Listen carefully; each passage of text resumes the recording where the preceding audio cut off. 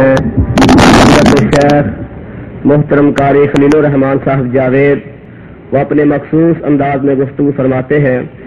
اللہ سے دعا ہے کہ اللہ تبارک و تعالی ہم سب کو ان کی باتوں پہ عمل کرنے کی توفیق عطا فرمائے۔ محترم قاری خلیل الرحمان صاحب جاوید۔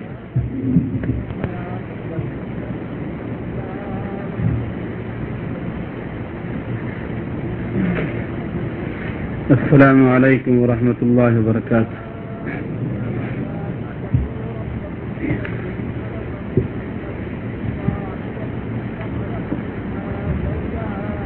الحمد للہ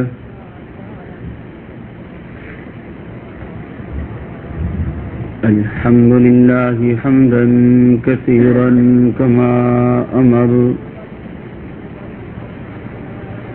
ونشهد أن لا إله إلا الله وحده لا شريك له في الخلق والأمر ونشهد أن سيدنا وسندنا محمدا عبده ورسوله أما بعد فإن خير الكلام كلام الله وخير الهدي هدي محمد صلى الله عليه وسلم وشر الأمور محدثاتها وكل محدثة بدعة وكل بدعة ضلالة وكل ضلالة في النار. أعوذ بالله السميع العليم من الشيطان الرجيم. بسم الله الرحمن الرحيم. وَإِذْ أَخَذَ اللَّهُ مِيثَاقَ النَّبِيِّينَ لَمَا آتَيْتُكُم مِّن كِتَابٍ وَحِكْمَةٍ ثُمَّ جَاءَكُمْ رَسُولٌ مُّصَدِّقٌ لِّمَا مَعَكُمْ لَتُؤْمِنُنَّ بِهِ وَلَتَنصُرُنَّهُ قَالَ أَقْرَرْتُمْ وَأَخَذْتُمْ عَلَىٰ ذَٰلِكُمْ إِصْرِي قالوا أقررنا قال فاشهدوا وأنا معكم من الشاهدين فمن تولى بعد ذلك فأولئك هم الفاسقون.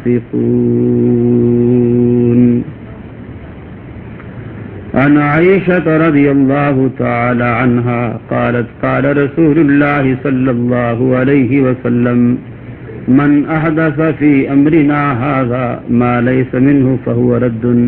متفق علیہ.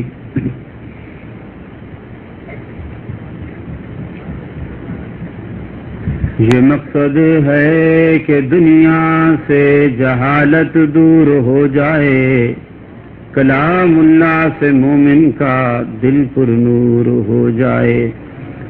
یا الہی جب تک کہ میرے جسم میں جان رہے تجھ پہ صدقے تیرے محبوب پہ قربان رہے.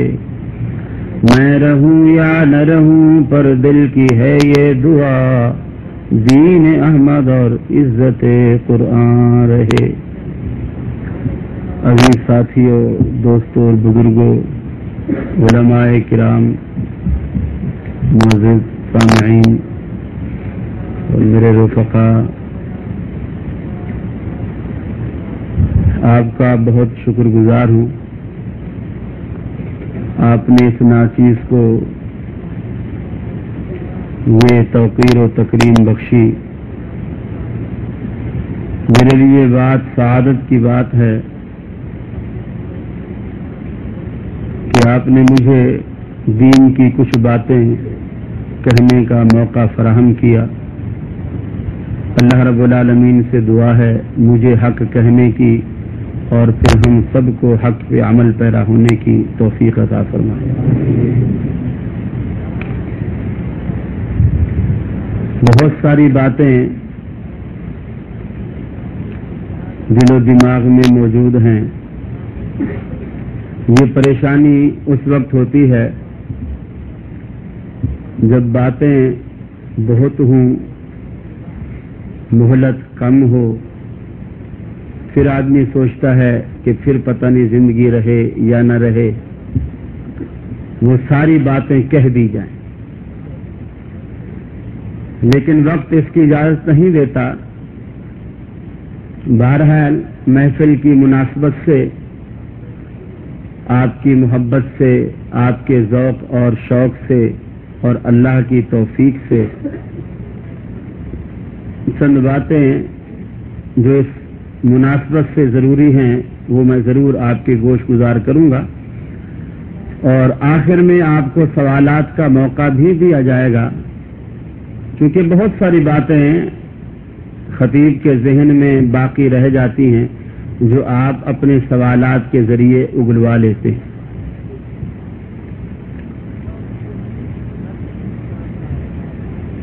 ہماری ایک دعوتیں تو آپ نے بہت کھائی ہوں گی، اور پاکستانی تو دعوت کے مفہوم کو اچھی طرح جانتے ہیں، کہیں زردہ، کہیں بریانی، کہیں قورمہ، کہیں کوفتے، کہیں کباب۔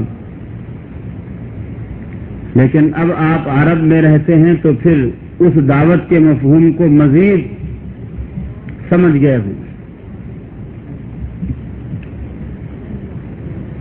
آج اس دعوت کے حوالے سے ہم بات کرنا چاہ رہے ہیں جو آج سے 1400 سال پہلے جناب محمد رسول اللہ صلی اللہ علیہ وسلم نے آپ کی اسی سرزمین سے، مکہ سے اس کا آغاز کیا، اور رسول اللہ صلی اللہ علیہ وسلم نے یہ نشاندہی فرمائی، ترمذی کی روایت، آپ نے فرمایا بنی اسرائیل یعنی یہود و نصارہ، ان بنی اسرائیل تفرقت علی 72 ملۃ وتفترق امتی علی 73 ملۃ کلہم فی النار، کہ بنی اسرائیل کے 72 گروہ بنے تھے،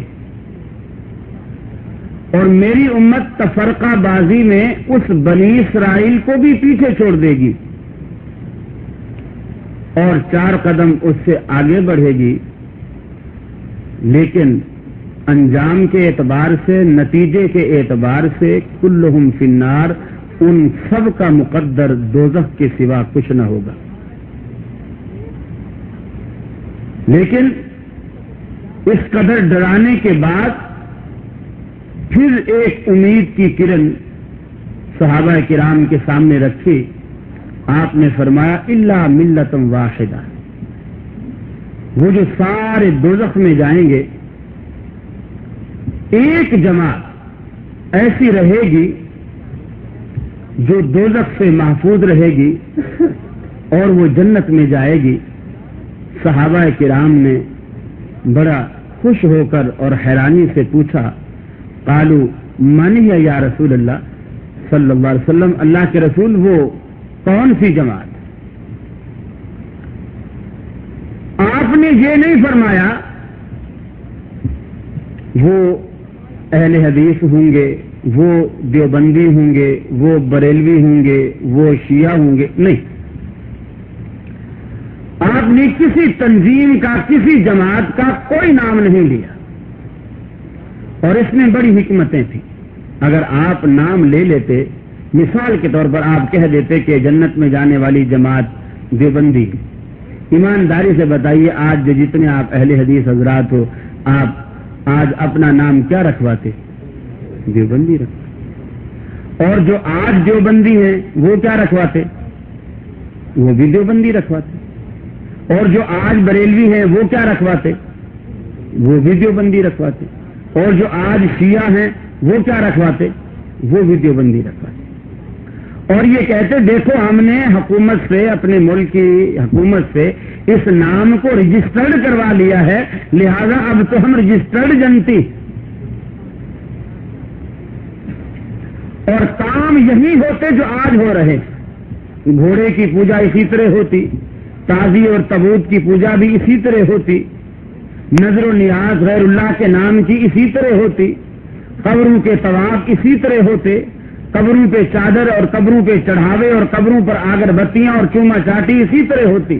جس طرح آج ہو رہی ہے، لیکن نام وہ ہوتا کہ حدیث میں آیا ہے کہ اس نام کی جماعت جنت میں جائے گی۔ لیکن قربان جائیے محمد رسول اللہ صلی اللہ علیہ وسلم کی حکمت پر کہ آپ نے نام کو نہیں کام کو رجسٹرڈ کروایا ہے۔ صحابہ نے جب پوچھا من یہ یا رسول اللہ کے رسول وہ کون سی جماعت ہے جو 73 میں سے ایک جنت میں جائے گی؟ آپ نے فرمایا ما انا علیہ و اصحابی، آج جس نظریے پر، جس طریقے پر، جس سنت پر، جس دین پر، جس راہ پر میں اور میرے صحابہ ہیں وہ جنت میں، باقی سارے دوزخ۔ مسئلہ بالکل آسان۔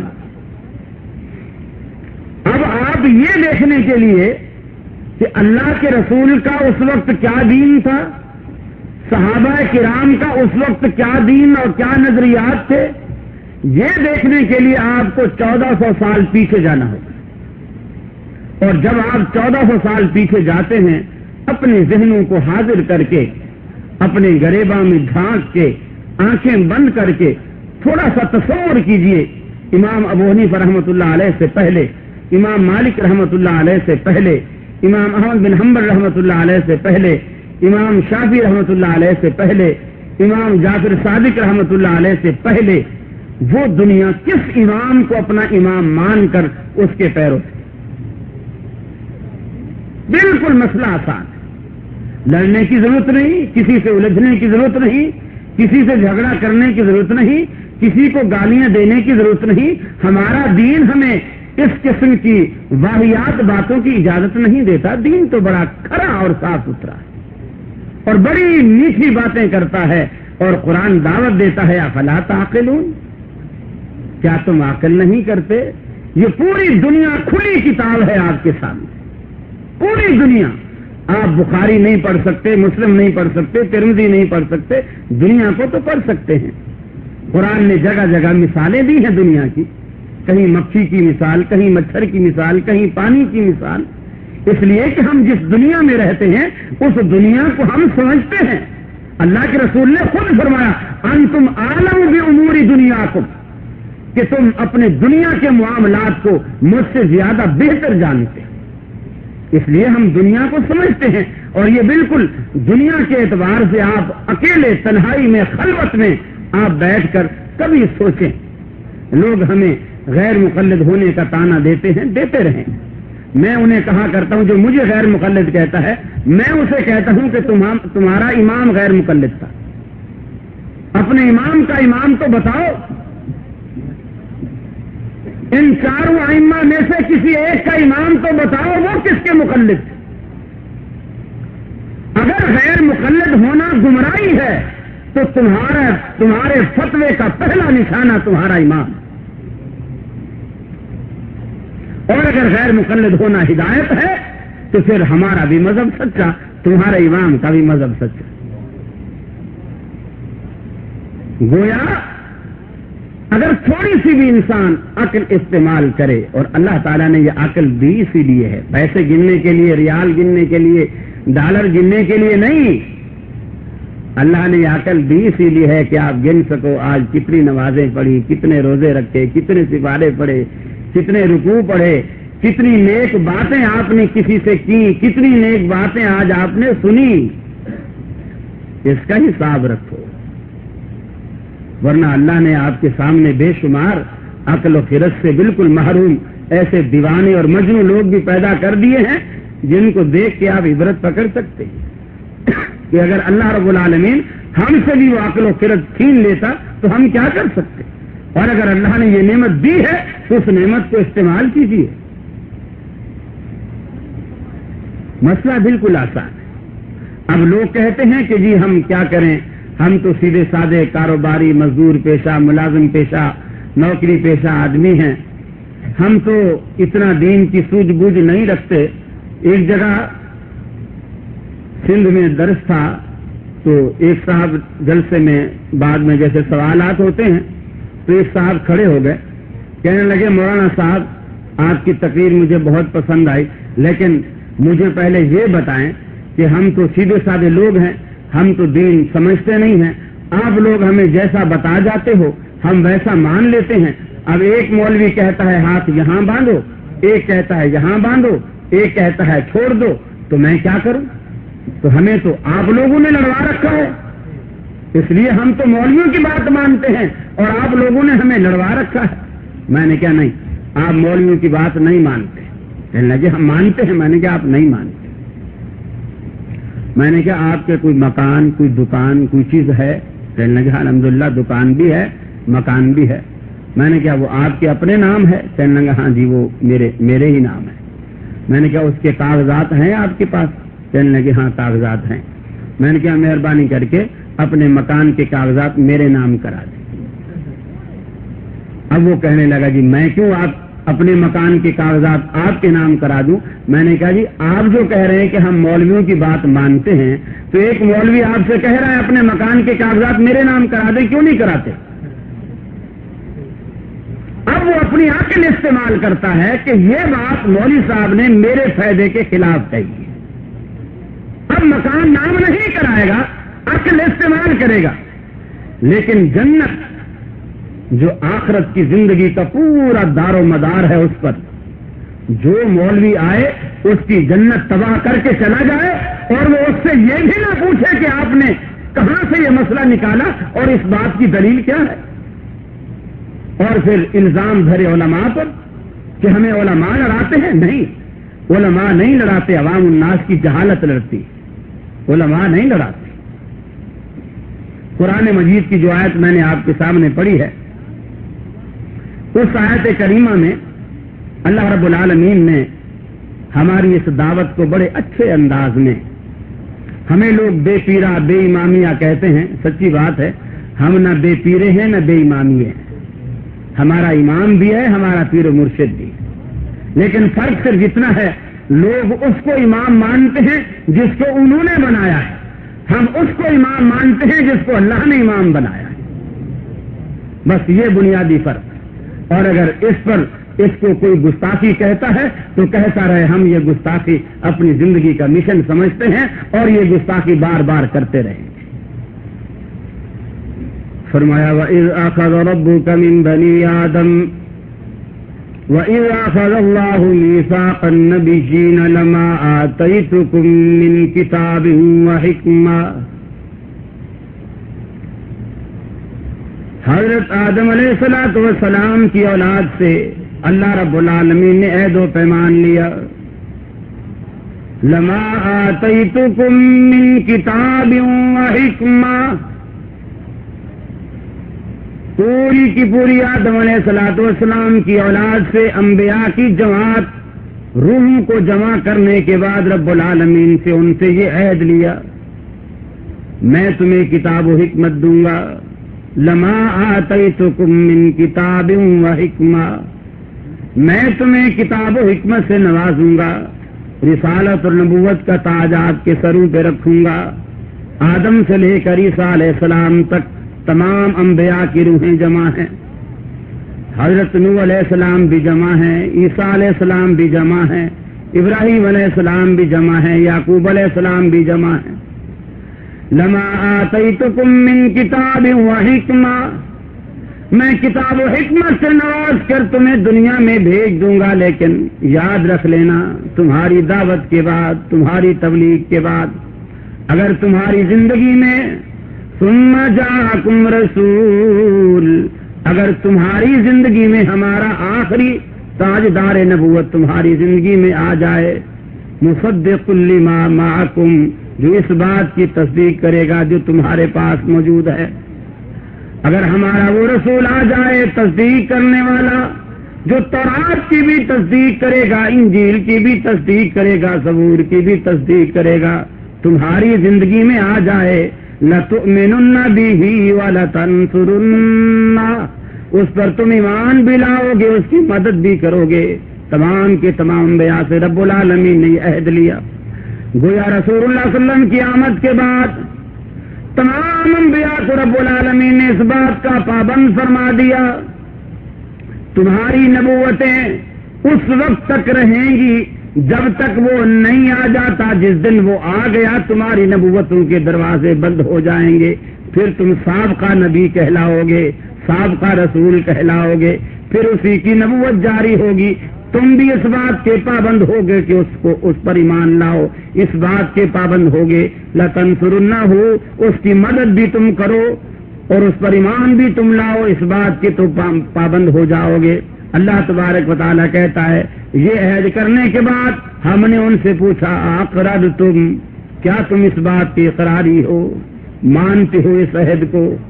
قالوا اقررنا، اللہ کا قرآن شاہد ہے کہ آدم علیہ الصلوۃ والسلام سے لے کر عیسیٰ علیہ السلام تک تمام انبیاء نے یہ کہا اقررنا، اے اللہ جو کچھ تو نے عہد لیا ہم نے مان لیا۔ قال فاشهدوا وانا معكم من الشاہدین، اللہ رب العالمین نے فرمایا تم بھی گواہ ہو جاؤ، میں بھی تمہارے ساتھ گواہ بن جاتا ہوں۔ آج عالم ارواح میں ہم یہ معاہدہ کر چکے، انبیاء بھی سائن کر چکے، رب العالمین بھی دستخط فرما چکا۔ آج تمہاری زندگی میں دنیا میں جانے کے بعد اگر ہمارا آخری تاجدار نبوت تمہاری زندگی میں آئے گا، اس پر تمہارے بھی دستخط موجود، میرے بھی دستخط موجود، تم بھی گواہ میں بھی گواہ کہ تم اس پر ایمان لاؤ گے، اس کی مدد کرو گے۔ فمن تولا بعد ذلک، اور اگر اس عہد و پیمان کے بعد پھر تم میں سے کوئی پھر گیا، پھر اس نے کہا نہیں میں قرآن کی بات نہیں مانتا، میں تو انجیل کو چلاؤں گا، میں قرآن کی بات نہیں مانتا، میں تو زبور کو چلاؤں گا۔ فمن تولا بعد ذلک فاولئک هم الفاسقون، نبوت کے کٹہرے سے نکال کر فاسقوں کے زمرے میں کھڑا کر دوں گا۔ یہ رب العالمین نے بڑا سخت فتویٰ صادر فرمایا۔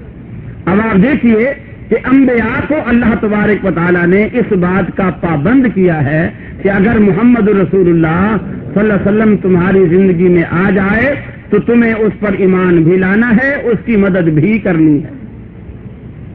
رسول اللہ صلی اللہ علیہ وسلم موجود ہیں، حضرت عمر رضی اللہ تعالی عنہ آپ کے سامنے آتے ہیں اور تورات کا ایک ورق پڑھتے ہیں۔ آپ کے چہرے کا ایک رنگ جاتا ہے، ایک آتا ہے غصے کی وجہ سے، اور حضرت ابوبکر صدیق رضی اللہ تعالی عنہ نے حضرت عمر سے کہا دیکھتا نہیں اللہ تبارک و تعالیٰ کے رسول کا چہرہ کس قدر غضبناک ہو رہا ہے؟ حضرت عمر نے دیکھا تو فرمایا رضیت باللہ ربا وبالاسلام دینا وبمحمد نبیا، میں اللہ کے رب ہونے پر، اسلام کے دین ہونے پر اور آپ کے رسول ہونے پر میں راضی ہوں۔ میں تو یہ ورق صرف اس لیے لایا تھا تاکہ آپ سے تصدیق کرا سکوں کہ اس کی کون سی بات صحیح ہے کون سی غلط ہے۔ آپ نے فرمایا اے عمر تو آج تورات کا ورق لایا ہے، اگر وہ صاحب تورات جس پر یہ تورات اتری ہے لو کان موسیٰ حیا ما رفعہ الا اتباعی، اگر آج وہ تورات والا موسیٰ بھی زندہ ہوتا تو میری اتباع کے سوا اس کو بھی چارہ نہ ملتا۔ بلکہ آپ نے مزید فرمایا لو بدا لکم موسیٰ فاتبعتموہ وترکتمونی، اگر موسیٰ علیہ السلام آج دوبارہ دنیا میں آ جائیں فاتبعتموہ، تم اس کی پیروی کرنے لگ جاؤ، وترکتمونی اور مجھے چھوڑ دو، لظللتم عن سواء السبیل، موسیٰ کی پیروی تمہیں راہ راست سے ہٹا دے گی۔ گویا رسول اللہ صلی اللہ علیہ وسلم کے آنے کے بعد جب صاحب کتاب صاحب تورات حضرت موسیٰ جو اللہ کا پیغمبر ہے اس کی پیروی اللہ کے نبی کے آنے کے بعد ہمیں گمراہ کر سکتی ہے تو کسی امتی کی پیروی آپ کو ہدایت کیسے دے سکتی ہے؟ تھوڑا سا سوچیے۔ یہ میں نے صرف آپ کے سامنے ایک سوال کیا ہے، اس کا جواب میں نہیں دوں گا، آپ اپنے ضمیر سے لیجئے گا کہ جب اللہ کے رسول کے آنے کے بعد ایک پیغمبر کی پیروی گمراہی کہلاتی ہے تو اللہ کے رسول کے آنے کے بعد اسی رسول کے امتی کی پیروی ہدایت کیسے ہوگی؟ یہ سوچئے، تنہائی میں خلوت میں اس پر غور کیجیے گا۔ اور میں نے ابتداءً عرض کیا تھا کہ اللہ کے رسول نے فرمایا تھا ما انا علیہ و اصحابی، کہ جنت میں جانے والی جماعت وہ ہے جو اس طریقے پر ہوگی جو میرا اور میرے صحابہ کا طریقہ ہے۔ صحابہ کا طریقہ کیا ہے آپ دیکھیے، مسلم شریف کی روایت۔ آج ہمارے ہاں بہت سے پیمانے ہیں، بہت سے معیار ہیں، کچھ لوگ کہتے ہیں میاں ہماری تعداد دیکھ لو، ہمارے ووٹ دیکھ لو، ہماری مسجدیں دیکھ لو، ہمارے مدرسے دیکھ لو، ہمارے اتنے مدرسے ہیں، اتنی مسجدیں ہیں، اتنی تعداد ہے، ہم سواد اعظم ہیں، لہذا یہ دلیل ہے ہمارے حق پر ہونے کی۔ مسلم کی روایت ہے، حضرت عمر رضی اللہ تعالی عنہ مسجد میں تشریف لائے، صحابہ کرام مغموم حالت میں بیٹھے اور آپ آ کر پوچھتے ہیں کہ کیا ماجرا ہے؟ وہ کہتے ہیں کہ آپ کو معلوم نہیں اتنا بڑا حادثہ ہو گیا؟ حضرت عمر کہتے ہیں واللہ مجھے کچھ معلوم نہیں ہے۔ صحابہ کہتے ہیں رسول اللہ صلی اللہ علیہ وسلم نے طلق رسول اللہ صلی اللہ علیہ وسلم نساءہ، اللہ تبارک و تعالیٰ کے رسول نے اپنی تمام ازواج کو طلاق دی، اور ازواج مطہرات میں حضرت عمر فاروق رضی اللہ تعالی عنہ کی صاحبزادی حضرت حفصہ رضی اللہ تعالی عنہ بھی شامل تھی۔ صحابہ یہ کہتے ہیں کہ اللہ کے رسول نے اپنی ازواج کو طلاق دے دی ہے اور وہ سب غم زدہ حالت میں بیٹھے۔ اب یہ کہنے والے سارے صحابہ ہیں، مسجد بھری پڑی ہے صحابہ کرام، اللہ کے رسول اپنے حجرے میں تشریف فرما ہے۔ حضرت عمر کہتے ہیں نہیں، دل نہیں مان رہا، میں پہلے اللہ کے رسول سے پوچھوں گا، یہی ہمارا قصور ہے، ہمارا قصور بھی یہی ہے۔ دروازے پہ دستک دیتے ہیں، بلال آتے ہیں، فرماتے ہیں بلال اللہ کے رسول سے اجازت طلب کرو کہ عمر اندر آنا چاہتا ہے۔ بلال جاتے ہیں، اللہ کے رسول نے فرمایا عمر سے کہہ دو اجازت نہیں۔ کچھ توقف کے بعد پھر آپ کھڑے ہوئے، پھر دروازے پہ دستک دی، بلال پھر آئے، پھر اللہ کے رسول نے فرمایا عمر سے کہہ دو کہ اجازت نہیں ہے۔ جب تیسری بار آتے ہیں تو حضرت عمر تھوڑا زور زور سے مخاطب بلال کو کر رہے ہیں، لیکن مقصد اللہ کے رسول کو سنانا ہے۔ زور زور سے کہہ رہے ہیں کہ شاید اللہ کے رسول یہ سمجھ رہے ہوں کہ میں اپنی بیٹی کی سفارش لے کر کے آیا ہوں، اللہ کی قسم اگر آپ فرمائیں تو میں حفصہ کا سر کاٹ کے آپ کے قدموں میں ڈال دوں۔ اور یہ بلال کے پہنچنے سے پہلے اللہ کے رسول نے یہ باتیں سن لی، اور جیسے بلال گئے تو اللہ کے رسول نے فرمایا عمر کو اندر بلاؤ۔ حضرت عمر رضی اللہ تعالی عنہ اندر تشریف لے جاتے ہیں اور اللہ تبارک و تعالیٰ کے رسول سے پہلا سوال سلام کے بعد یہی کرتے ہیں کہ اللہ کے رسول کیا آپ نے اپنی ازواج کو طلاق دے دی ہے؟ آپ فرماتے ہیں نہیں، میں نے ایلا کیا ہے، طلاق نہیں دی۔ حضرت عمر فرماتے ہیں باہر جو مسجد میں صحابہ کرام بیٹھے ہیں وہ تو سارے یہی کہہ رہے ہیں کہ آپ نے طلاق دے دی ہے، میں جا کر کے ان کو بتا کے آؤں کہ نہیں، اللہ کے رسول نے طلاق نہیں دی ہے۔ چنانچہ حضرت عمر فاروق رضی اللہ تعالیٰ عنہ مسجد میں آ کے بتاتے ہیں، یہ مسلم شریف کی روایت۔ مقصد کہنے کا یہ ہے ایک صحابی عمر رضی اللہ تعالیٰ عنہ وہ یہ کہتا ہے کہ میں تم سب کی بات نہیں مانتا جب تک کہ میں یہ تصدیق اللہ کے رسول سے نہ کر دوں۔ آج یہی ہماری دعوت ہے کہ کہنے والے 50 ہوں، اس کی تصدیق اللہ کے رسول سے کرو۔ آج وہ تصدیق اللہ کے رسول سے کیسے ہوگی؟ کیا یہ ناممکن ہے؟ اللہ کے رسول کو 1400 سال پہلے دنیا سے اللہ کے رسول رخصت ہو گئے، آج 1400 سال بعد اللہ کے رسول سے اس کی تصدیق ممکن ہے؟ ہاں یہ ممکن ہے۔ کیوں؟ یہ دعوت قرآن قیامت تک دیتا ہے اطیعوا اللہ و اطیعوا الرسول۔ اگر یہ ممکن نہیں تھی تو یہ دعوت دینا ہی بیکار ہو جاتا ہے۔ یہ ممکن ہے بخاری کی شکل میں، مسلم کی شکل میں، ترمذی کی شکل میں، نسائی کی شکل میں، ابو داؤد کی شکل میں، ابن ماجہ کی شکل میں، بہقی کی شکل میں، مسند احمد کی شکل میں، ابن حبان کی شکل میں، ابن خزیمہ کی شکل میں، احادیث کی تمام کتب کی شکل میں اللہ تبارک و تعالیٰ کے رسول سے رابطہ آج بھی ممکن ہے۔ اور یہ اسلام کی حفاظت اللہ تبارک و تعالیٰ نے اسی طرح فرمائی ہے، اور اسماء الرجال کے ذریعے ہمیں کھوٹی کھری ہر چیز اللہ تبارک و تعالیٰ نے الگ کر کے رکھی۔ اب آپ دیکھیں کہ ہمارے ان اختلافات کا لوگ اکثر پوچھتے ہیں جی ہم لڑتے ہیں، مسائل میں جھگڑتے ہیں، کیا ان کا کوئی حل نہیں؟ حل ہے، لیکن لوگ ان حل کو اپنانا نہیں چاہتے۔ ان مسائل میں اختلافات کا حل موجود ہے۔ چھوٹی سی بات ہے، مثال کے طور پر آپ ایک کپڑے کی دکان پر جاتے ہیں اور جا کر کے آپ کپڑا لیتے ہیں، اور جب آپ کپڑا لیتے ہیں تو آپ دکاندار سے کہتے ہیں کہ مجھے ایک سوٹ کا کپڑا دیجیے۔ وہ پوچھتا ہے جی آپ کے سوٹ پہ کتنا کپڑا آتا ہے؟ آپ کہتے ہیں جی 7 میٹر۔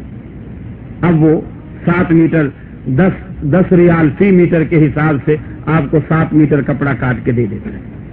اب آپ نے اس کو 10 روپے فی میٹر کے حساب سے آپ نے 70 ریال اسے دے دیے, اس نے 7 گز آپ کو کپڑا کاٹ کے دے دیے.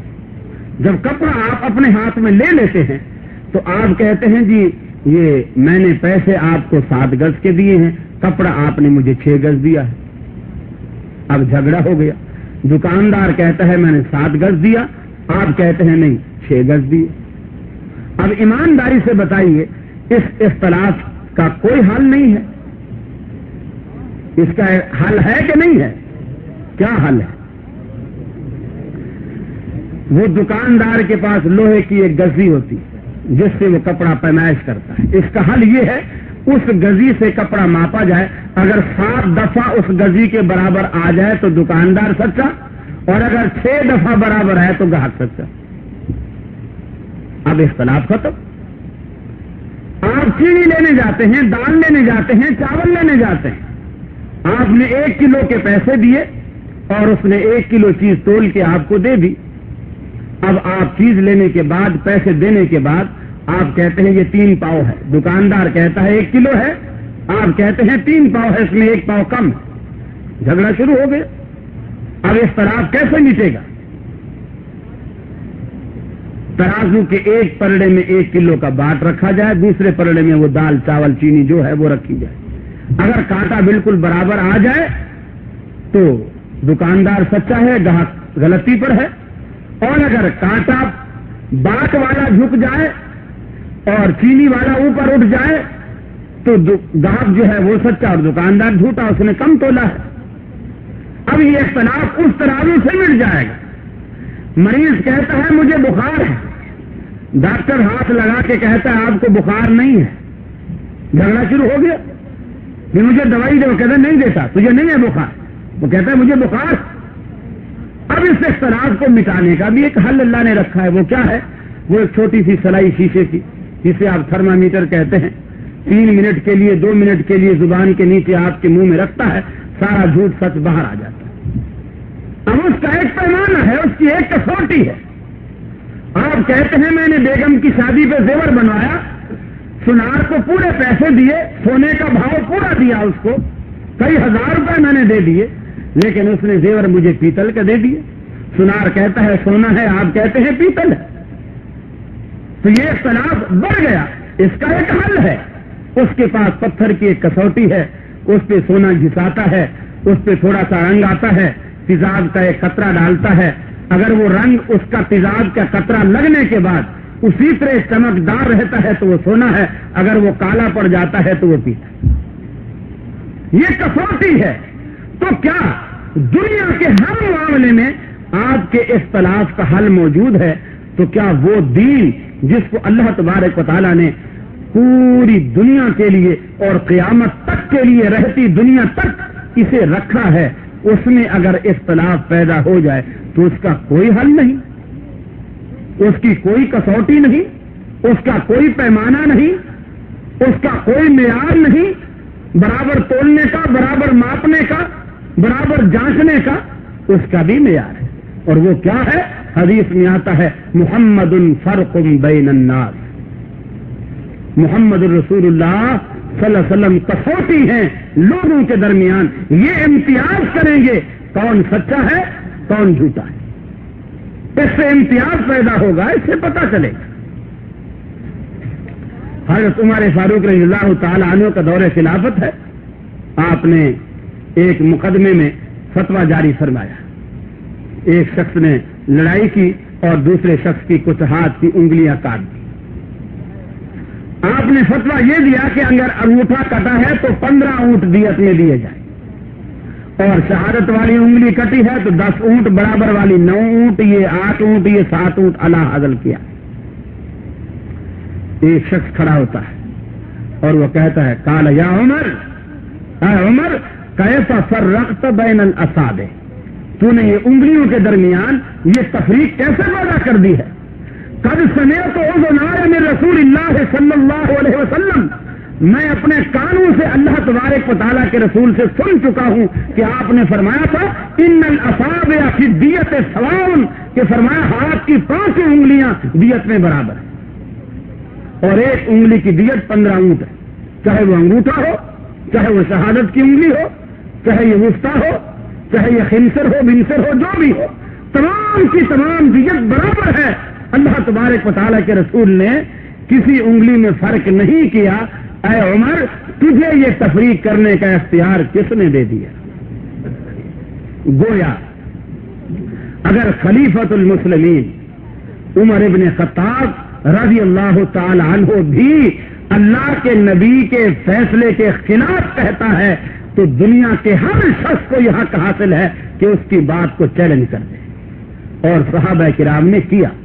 تو میں کر رہا تھا اللہ کے رسول نے فرمایا ما آنا علیہ وا صحابی، جس دین پر میں اور میرے صحابہ ہیں، تو صحابہ کا دین کیا ہے کہ نبی کی بات سے جس کی بات ٹکرائے اسے چیلنج کر دو۔ اور جب حضرت عمر سنتے ہیں، حضرت عمر یہ بات سنتے ہیں، یہ نہیں کہتے خبردار بیٹھ جا بیٹھ جا، میں خلیفہ ہوں تو خلیفہ نہیں، میں امام ہوں تو امام نہیں، میں مجتہد ہوں تو مجتہد نہیں، یہ نہیں فرماتے، بلکہ فرماتے ہیں اے ساتھیو ردو قول عمر ونفذوا قول رسول اللہ صلی اللہ علیہ وسلم، عمر کی بات کو رد کر دو اور اللہ کے رسول کی بات کو نافذ کر دو۔ اور یہی آج ہماری دعوت ہے، اس میں کوئی اختلاف والی بات، کوئی جھگڑے والی بات، کوئی لڑائی والی بات قطعاً نہیں، یہی ہماری دعوت۔ یہ وہ دعوت ہے جو بچھڑوں کو جوڑنے والی ہے، ٹوٹے ہوئوں کو ملانے والی ہے، یہ نفرت پیدا نہیں کرتی، یہ دعوت محبت پیدا کرتی ہے۔ ہم کہتے ہیں معیار بناؤ، کسوٹی بناؤ اللہ تبارک و تعالیٰ کے رسول کو، ورنہ قیامت کا دن ہوگا۔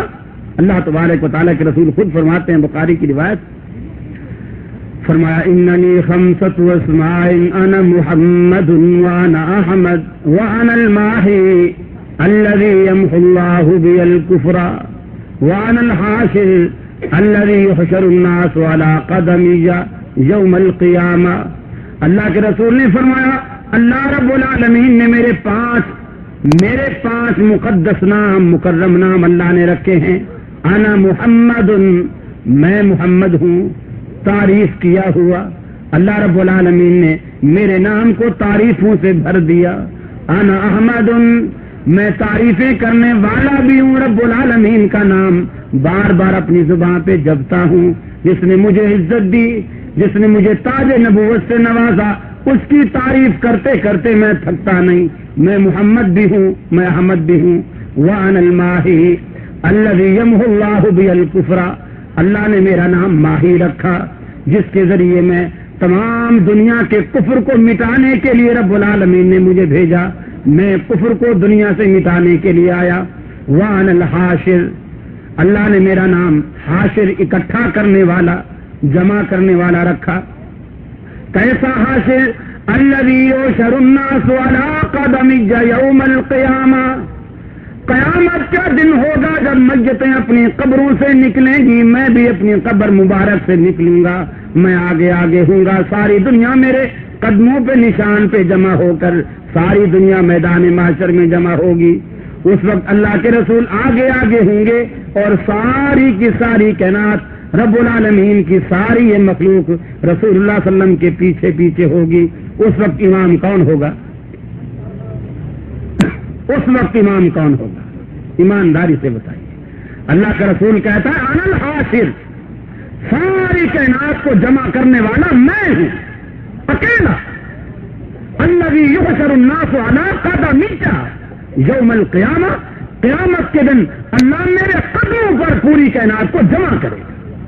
قدموں پر جمع کرنے کا مفہوم یہ ہے میں جس طرف بھاگوں گا میرے قدم کے جو نشان پیچھے رہ جائیں گے، پوری کی پوری کائنات ان قدموں کے نشان پر اس جگہ آئے گی جہاں میں ہوں گا۔ تو جب قیامت کے دن اسی ذات کے نقش قدم پہ چلنا ہے تو کیا یہ برا ہے کہ اگر ہم زندگی میں ہی اسی کا نقش پا اپنا لیں؟ کیا یہ برا ہے؟ یہ سودا مہنگا ہے؟ نہیں میرے بھائیوں، جب قیامت کے بعد، مرنے کے بعد جب ہمیں کسی عمل کا اجر دنیا کا تو ملنا ہے، آخرت میں کسی عمل کے کیے ہوئے کا کوئی اجر نہیں ملنا، اس وقت ہم پیچھے بھاگیں گے، کوئی فائدہ نہیں۔ آج اگر آپ پیچھے لگ گئے تو اللہ رب العالمین کے پرچم کا سایہ بھی آپ کو، ان کے عرش کا سایہ بھی اللہ رب العالمین نصیب فرمائے گا، نبی کے دست مبارک سے آب کوثر بھی آپ کو نصیب فرمائے گا، نبی کی محفل کی رونق آپ کو اللہ رب العالمین بنائے گا، نبی کی شفاعت بھی رب العالمین آپ کو نصیب فرمائے گا، لیکن کب؟ جب دنیا میں آپ ان کو اپنا پیشوا مانیں گے۔ آپ دیکھیے، میں عرض کر رہا تھا صحابہ کرام ان کے نظریات کیا تھے، دین کو کس طرح حاصل کرتے تھے۔ حضرت انس رضی اللہ تعالی عنہ تشریف فرما ہے، ایک شخص محفل میں کھڑا ہوتا ہے، کہتا ہے انس رضی اللہ تعالی عنہ، میں وضو کا طریقہ نہیں جانتا، مجھے بتائیے کہ وضو کا کیا طریقہ ہے۔ حضرت انس رضی اللہ تعالی عنہ سے فرماتے ہیں تیرا سوال غلط ہے، آپ بتائیے اس سوال میں کوئی غلطی نظر آ رہی؟ بظاہر اس سوال میں کوئی غلطی ہے؟ ہم اگر وضو کا طریقہ ہمیں نہ آتا ہو اور ہم کسی سے پوچھیں، ہم بھی یہی پوچھتے ہیں، استاد جی، حضرت جی، مولوی صاحب، عالم صاحب، استاد صاحب، فلاں صاحب، مجھے وضو کا طریقہ نہیں آتا، آپ مجھے بتائیں وضو کا کیا طریقہ ہے۔ ہم یہ صحیح پوچھتے ہیں۔ وہ شخص حضرت عمر سے، حضرت انس رضی اللہ تعالی عنہ سے پوچھتا ہے وضو کا کیا طریقہ ہے۔ حضرت انس رضی اللہ تعالی عنہ فرماتے ہیں تیرا سوال غلط۔ وہ شخص کہتا ہے اے انس، مجھے جیسے سوال کرنا آتا تھا میں نے کر دیا، اگر تو سمجھتا ہے میرا سوال غلط ہے تو کوئی بات نہیں، پہلے آپ میرا سوال ٹھیک کر دیں پھر مجھے جواب دے دیں۔ حضرت انس رضی اللہ تعالی عنہ فرماتے ہیں تیرے سوال کی غلطی یہ ہے کہ تو انس سے پوچھتا ہے کہ وضو کا کیا طریقہ ہے، بلکہ تجھے پوچھنا یوں چاہیے اے انس، اللہ کے رسول وضو کیسے کیا کرتے تھے۔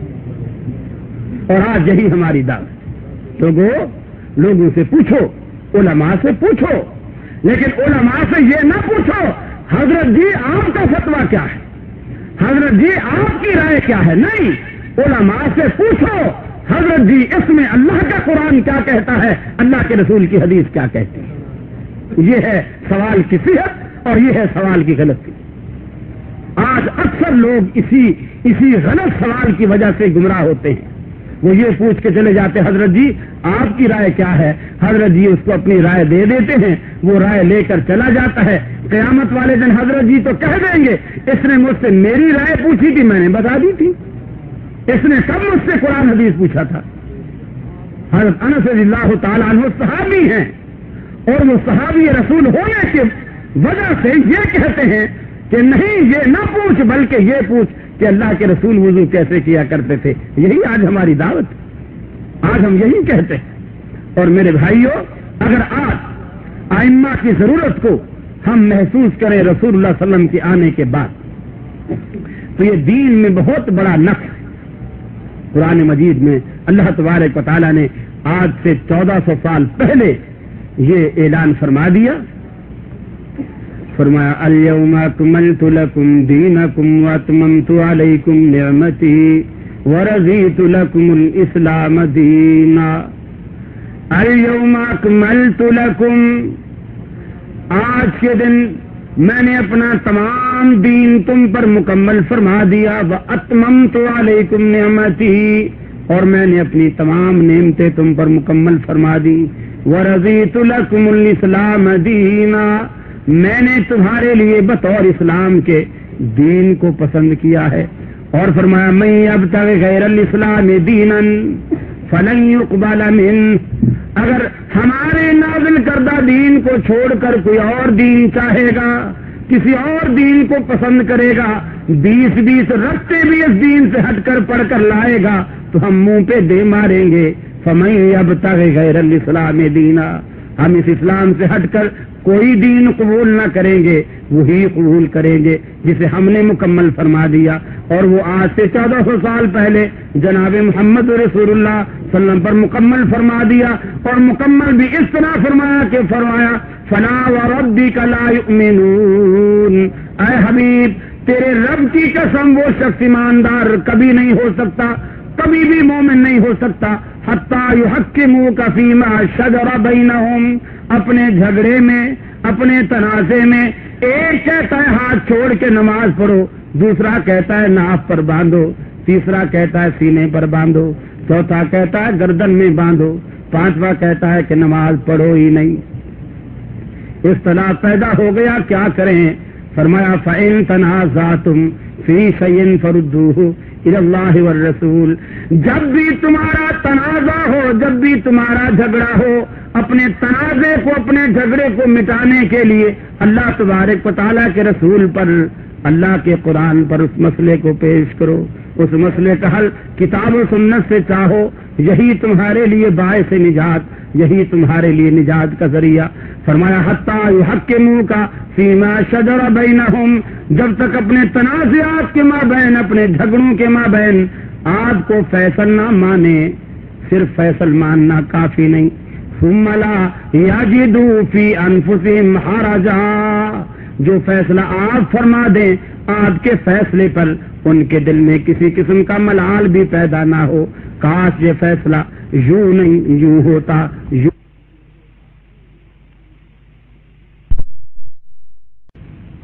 صرف فیصل ماننا کافی نہیں، ثم لا یجدوا فی انفسہم حرجا، جو فیصلہ آپ فرما دیں آپ کے فیصلے پر، ان کے دل میں کسی قسم کا ملال بھی پیدا نہ ہو، کاش یہ فیصلہ یوں نہیں یوں ہوتا، یوں بھی نہ کہیں۔ وَيُسَلِّمُوا تَسْلِيمًا، دل و جان سے آپ کے فیصلے کو ماننے، اگر ایسا نہیں کرتے تو پھر رب العالمین اپنی ذات کی قسم کھا کر عرش معلیٰ سے فتویٰ دیتا ہے لا یؤمنون، وہ شخص مومن کہلانے کا حق بھی باقی نہیں رکھتا اگر وہ نبی کے فیصلے کو نہیں مانتا۔ یہی ہماری دعوت، ساری کی ساری کائنات اللہ کے رسول کے نقش قدم پر چل کر میدان معاشر میں جمع ہوگی۔ آدم علیہ السلام سے لے کر عیسیٰ علیہ السلام تک تمام انبیاء نفس و نفسی کے عالم میں کھڑے ہوں گے، لوگ جائیں گے ابا آدم آپ ہمارے باپ ہیں، اللہ سے دعا کیجئے، اللہ بڑے جلال میں ہے، اس سے دعا کیجئے رب العالمین اپنی نظر رحمت فرمائے، نظر شفقت فرمائے، حساب و کتاب آسان ہو، حساب و کتاب شروع ہو، حساب ہی نہیں ہو رہا، رب العالمین ناراض ہے۔ حضرت آدم علیہ السلام فرماتے ہیں میں ڈرتا ہوں اپنی اس نسیان اور اس بھول کی وجہ سے جو میں کر بیٹھا تھا، میں نہیں تم میرے بعد والے کے پاس جاؤ۔ تمام انبیاء سے ہوتے ہوتے بالآخر محمد رسول اللہ صلی اللہ علیہ وسلم کے پاس آئیں گے۔ اللہ کے رسول فرماتے ہیں میں اللہ تبارک و تعالیٰ کی دربار میں سجدے میں گروں گا۔ فرمایا کہ مجھے وہ دعائیں آج یاد نہیں، اس وقت رب العالمین مجھے سکھلائے گا، میں سجدے میں وہ دعائیں مانگوں گا۔ رب العالمین کی رحمت جب جوش میں آئے گی، رب العالمین کہے گا ارفع راسک یا محمد، اے محمد اپنے سر کو اٹھائیے، سل توتا مانگیے دیا جائے گا۔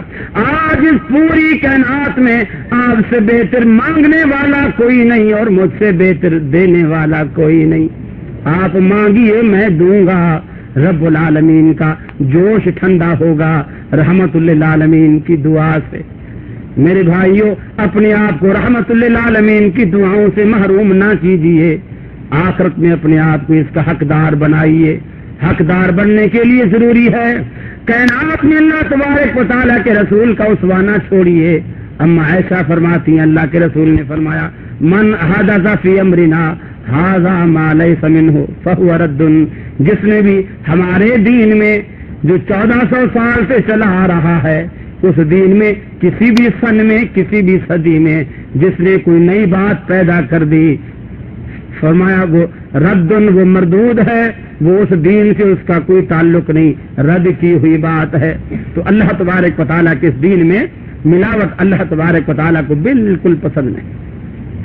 آپ کا جذبہ، آپ کا جوش اور آپ کی خوشی دیکھ کر آپ کے یہاں جوک در جوک جس طرح آپ آئے ہیں مجھے بہت خوشی ہوئی ہے۔ اللہ رب العالمین سے دعا کرتا ہوں اللہ آپ کے جذبے کو، آپ کی محبت کو، آپ کی لگن کو اللہ رب العالمین مزید بڑھائے اور آپ کو دین کی باتیں سننے اور دین کے کام کرنے کی اللہ رب العالمین توفیق عطا فرمائے۔ ایک تھوڑی سی گزارش بھی میں کروں گا. یہاں میں نے سنا ہے کہ ساتھیوں کے باہم رابطے نہیں ہیں، اور یہ سچی بات ہے. یہ صرف آپ کا یہاں جدے میں رہ کر یہ قصور نہیں ہے. آپ باہر سے آئے ہیں، کوئی بنگلہ دیش سے آیا ہے، کوئی انڈیا سے آیا ہے، کوئی پاکستان سے آیا ہے، کوئی سندھ سے، پنجاب سے، پاکستان کے مختلف صوبوں سے آئے ہیں. آپ ہر جگہ جماعت حقہ کا تقریباً یہی حال دیکھتے ہیں. باہم ربط نہیں ہے، اور یہ ہماری بہت بڑی خامی اور بہت بڑی کمزوری ہے کہ آپ دیکھیے یہ ایک عجیب معاملہ ہے کہ اصلی گھی والے اپنے گھی کو چھپاتے پھر رہے ہیں، اور ڈالڈے والے ٹی وی پر ایڈورٹائز کرتے ہیں کہ یہ گھی خریدو، اور جن کے پاس اصلی ہے وہ ڈھکنا بند کر کے بیٹھے. اب ایک سنار کے پاس پیتل کا زیور ہے، ایک کے پاس سونے کا زیور ہے. اب پیتل والا اگر آپ گاہک اس کے پاس جاتا ہے، ہاتھ لگاتا ہے، وہ ہاتھ نہیں لگانے، اس کو پتا ہے پسینہ لگے گا، کالا ہو جائے گا. سونے والے کو فکر ہی نہیں ہے. لیکن ظلم یہ ہے آپ کی سنتوں کا آپ پر مذاق اڑا اڑا کے دنیا وہ آپ سے چھڑا رہی، وہ سنتیں آپ سے چھڑا رہی. یہ بالکل ایسی بات ہے. 3 مکرے تھے اور وہ ایک جگہ کھڑے ہو گئے تو کہنے لگے کہ سامنے ایک صاحب آ رہے ہیں، اس کی بغل میں بکری کا بچہ ہے، تو اس سے بکری کا بچہ چھیننا ہے. تو چھیننے کی ترکیب انہوں نے یہ بنائی کہ ہم اس کے راستے میں وقفے وقفے سے کھڑے ہو جاتے ہیں تینوں. تو جب پہلے کو ملے تو وہ کہے کہ یار یہ کتے کا بچہ کہاں سے لایا ہے، تو پھر جب دوسرے کے پاس آئے تو وہ بھی یہی کہے، جب تیسرے کے پاس آئے تو وہ بھی یہی کہے. اب وہ تھا تو بکری کا بچہ، اب وہ بغل میں لے کر آ رہا ہے. جب پہلے سے ملاقات ہوئی اس نے کہا بھائی السلام علیکم، ارے بھائی یہ کتے کا بچہ کہاں سے لایا، بہت پیارا لگ رہا ہے. تو اس کو کہنے لگا کہ نہیں بھائی یہ کتے کا نہیں، بکری کا بچہ ہے. اچھا یار لگ تو کتے کا رہا ہے یار، چلو تو کہتا بکری کا تو ہوگا. اب اس کے ذہن میں ایک تھوڑا سا شک پیدا ہو گیا. اب جب دوسرے کے پاس آیا تو دوسرے نے بھی یہی سوال کیا. اب وہ شک تھوڑا سا یقین میں بدل گیا کہ یار ماجرا کیا ہے. پہلے نے بھی یہی کہا، اب تھوڑی دیر بعد آگے دوسری جگہ اس نے بھی یہی کہا کہ یہ کتے کا بچہ کہاں سے لایا ہے. جب تیسرے کے پاس گیا تو اس نے بھی یہی کہا، تو اس کو پورا یقین ہو گیا کہ یہ ہے ہی کتے کا بچہ. اس نے چھوڑا، وہ بکری کے بچے کو چھوڑا اور بھاگ گیا. انہوں نے بچہ اٹھا لیا اور گھر لے گئے. آج یہی کچھ آپ کے ساتھ کیا جا رہا ہے. آپ جب رفع الیدین کرتے ہیں وہ کہتے ہیں ارے مکھی اڑا رہے ہو، ارے مکھی اڑا رہے ہو، آپ کا مذاق اڑاتے ہیں. حالانکہ رفع الیدین اللہ کے نبی کی ایسی سنت ہے، ایسی سنت ہے. آپ نے کبھی دیکھا ہوگا 2 فوجیں جب آپس میں لڑتی ہیں تو جو شکست خوردہ فوج ہوتی ہے وہ فاتح فوج کے سامنے ہینڈز اپ ہوتی، اپنے ہتھیار ڈالے اور ہاتھ کھڑے کر دیے. اس کا معنی کیا ہوتا ہے؟ میں نے تیری طاقت کا اعتراف کر لیا اور اپنی کمزوری کا اعتراف کر لیا. اب جب بندہ اللہ کی دربار میں آتا ہے وہ گھر میں بادشاہ ہے، گھر میں وزیر ہے، گھر میں کمشنر ہے، گھر میں وہ ڈی سی ہے، گھر میں وہ پہلوان ہے. لیکن اللہ کی دربار میں جب زبان سے کہتا ہے اللہ اکبر، اللہ سب سے بڑا ہے، اس کا اظہار ہاتھوں سے اس طرح کرتا ہے اللہ میں اپنے گھر میں جتنا بھی بڑا تھا سو تھا، لیکن تیری دربار میں آ کر میں نے تیری بڑائی اور تیری عظمت کا اعتراف کر لیا اور اپنی کمزوری اور بے بسی کا اعتراف کر لیا. میں نے تیری دربار میں ہاتھ ڈال دی، ہتھیار ڈال دی، ہینڈز اپ ہو کے کھڑا ہو گیا کہ میں ہارا تو جیتا، میں چھوٹا تو بڑا. اور زبان سے بھی وہ یہی اقرار کرتا ہے. اور دوسرا مفہوم اس کا یہ نکلتا ہے اے الہ العالمین دیکھ میں تیری دربار میں خالی ہاتھ آیا ہوں، خالی ہاتھ تیری دربار میں آیا ہوں، لیکن یہاں سے مجھے خالی ہاتھ نہ لوٹانا. سجدے میں جاتا ہے تو رفع الیدین کرتا اللہ میں سجدے میں خالی ہاتھ جا رہا ہوں، جب سجدے سے اٹھوں میرے ہاتھوں کو مالا مال کر دینا، یہاں سے مجھے خالی ہاتھ نہ لوٹانا. یہ سنت لوگوں نے مچھر اور مکھی کی مثالیں دے کر آپ سے چھڑا دی. حالانکہ اگر دیکھا جائے تو رسول اللہ صلی اللہ علیہ وسلم کی 23 سالہ دور نبوت کی زندگی میں 23 साल दौरे नबूवत की जिंदगी में एक दिन की एक नमाज की एक रकत भी बगैर रफुल यदैन के सीहत के साथ साबित नहीं। ये इस कदर साबित शुदा सुन्नत है रसूलुल्लाह सल्लल्लाहु अलैहि वसल्लम की। और सुन्नत की मुखालफत कोई मामूली जुर्म नहीं। अबू दाऊद की रिवायत है, अल्लाह के रसूल जा रहे हैं, आपके साथ चंद असहाब भी हैं, रास्ते में एक साहब बैठे हुए हैं जो बाएं हाथ से खा पी रहे। रसूलुल्लाह सल्लल्लाहु अलैहि वसल्लम ने नसीहत फरमाई और नसीहत फरमाते हुए आपने फरमाया कुल बेयमीन, कि अपने दाएं हाथ से खा ले। आपने नसीहत फरमाई कुल बेयमीन, अपने दाएं हाथ से खा ले। उसको शर्म आई कि लोग क्या कहेंगे कि मुझे इतनी सी बात भी पता नहीं। उसने झूठ बोल दिया कि अल्लाह के रसूल मेरा दायां हाथ काम नहीं करता, फालिज है या कोई भी टूट गया है, कोई भी ऐसी सूरत है, मैं इसलिए बाएं से खा रहा। अल्लाह के रसूल खामोशी से चल दिए। लेकिन वो शख्स कहता है अल्लाह की कसम, उस दिन के बाद फिर मैं पूरी जिंदगी कभी दाएं से रोटी खा ही नहीं सकता। हमेशा के लिए मेरा दायां हाथ छल हो। मेरा मकसद कहने का यह है अल्लाह के रसूल की सुन्नत की मुखालफत मामूली जुर्म नहीं है। हो सकता है कि अल्लाह दुनिया में भी पकड़ ले, और अगर दुनिया में उसने किसी तरह ढील दे दी तो आखिरत की सजा तो है ही। वाखिर दावाना अल्हम्दुलिल्लाह रब्बिल आलमीन। तो भैया तूने फार्म में लिखा हुआ है कि तकरीबन बेवा है, तो ये तकरीबन बेवा का क्या मतलब? उसने कहा जी तकरीबन बेवा का ये मतलब है कि 4 साल से मेरा मियाँ चिल्ले पर गया हुआ है तबलीगी जमात के साथ, वो अभी तक वापस नहीं आया, इसलिए मैं तकरीबन बेवा। तो मेरे भाइयों, अपनी बीवियों को तकरीबन बेवा ना बनाओ। अल्लाह तबारक व तआला ने दीन बड़ा आसान बनाया है।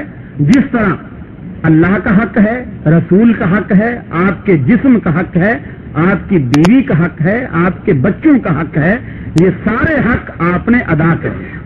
हत्ता कि अगर एक सहाबी खड़े होकर ये कहता है मैं सारी जिंदगी रोजे रखूंगा, कभी इफ्तार नहीं करूंगा, अल्लाह का रसूल कहता है तू मुझसे तजावुज करता है। जब मैं रोजा रखता भी हूं, छोड़ता भी हूं, तू कौन होता है मुझसे आगे निकलने वाला?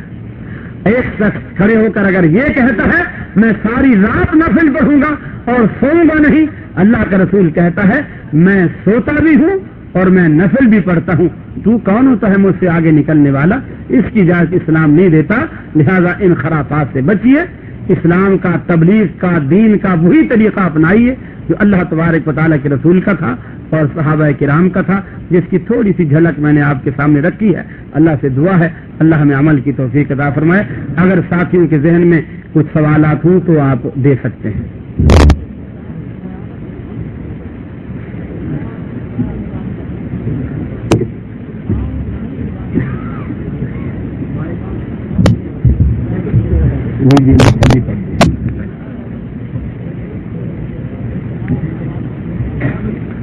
ऊंट की कितनी कुर्बानियां हैं, नीज उसके ज़िबा करने का तरीका, और क्या ये 3 जगह से ज़िबा किया जाता है?